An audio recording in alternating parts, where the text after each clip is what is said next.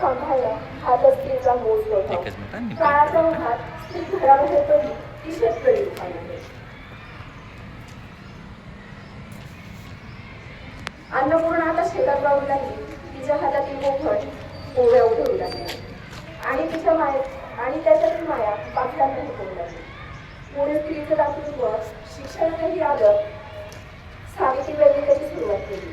शिक्षणाच्या द्वारे स्त्रीसाठी खुली झाली. मग मध्ये तिच्या आकांक्षांना पंख फुटले. कर्तृत्वाचा आवाका वैद्यकीय क्षेत्रात पर्यंत विस्तारला गेला. तसेच तंत्रज्ञानातही एवढी कमी डॉक्टर नाही ही स्त्रीने लवकरच सिद्ध केलं. असं असलं तरी तिच्या सुरक्षेचा प्रश्न होता. मग तिने आणि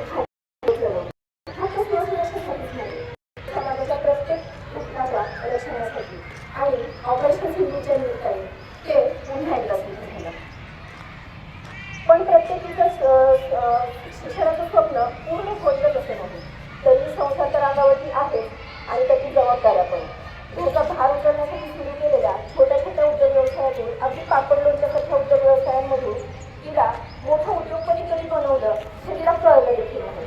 आणि त्यातून हेही सिद्ध झालं की स्त्रीचं कर्तृत्व दरवेळी शिक्षणाशीच बांधलेलं असेल असे नाही. एवढं करूनही थांबली नाही. जगाभूमीचं नाव उज्ज्वल करण्यासाठी ती खेळाच्या मैदानात उतरली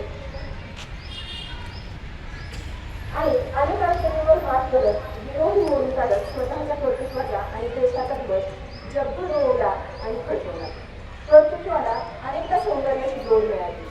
भारतीय नारी अनेक वेळा विश्वसनीय झाली. या आणि अशा कितीतरी बाबतीत स्त्रीने भारत मातेचा गौरव दिगंतात पसरवला. अशा या विधात्याच्या निर्मितीला माझे शतशः जिजाऊंची ममता, अहिल्यादेवींची सात्विकता, सावित्रीबाईंचा निर्धार, रमाबाईंचा त्याग ही आपल्यासमोर आदर्श स्त्रीत्वाची महान उदाहरणे आहेत. या स्त्रियांचे जीवनचारित्र्य आपल्यासाठी मार्गदर्शक आहे आणि काळानुरूप त्याची आज जास्त गरज आहे. या प्रसंगी स्त्री कर्तृत्वाला काव्यरूपी स्मृतिसुमन अर्पण करून मी थांबले. एक निराधार निरागस वेळ जमिनीशी सरकत नाही. मुळही नाजूक आणि सैलूची निराशाच्या अंधकारात निश्चित पडलेली आणि काळजात भीती तिच्या अस्तित्व उघड पाहणाऱ्या हातांची युगानुयुगांचा तपस्या ती आणि तिची करुणा. पण तिची मुळं काहीतरी सांगू पाहत होती तिला.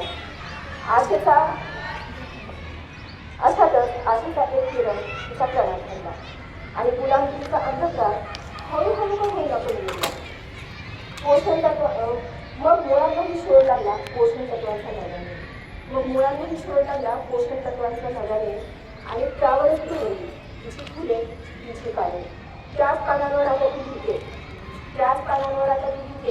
तिची कथाही आणि तिची व्यथाही, तिचा इतिहासही आणि तिची गाथाही. तिच्या कर्तृत्वाच्या रंगाने आता आभाळ उजळे. उजळे. इतकी वर्ष आपण लावूया काय बांधलं होतं हे नियतीलाही कळेल. नियती प्रसन्न हसेल आणि केवळ म्हणेल तथास्तु.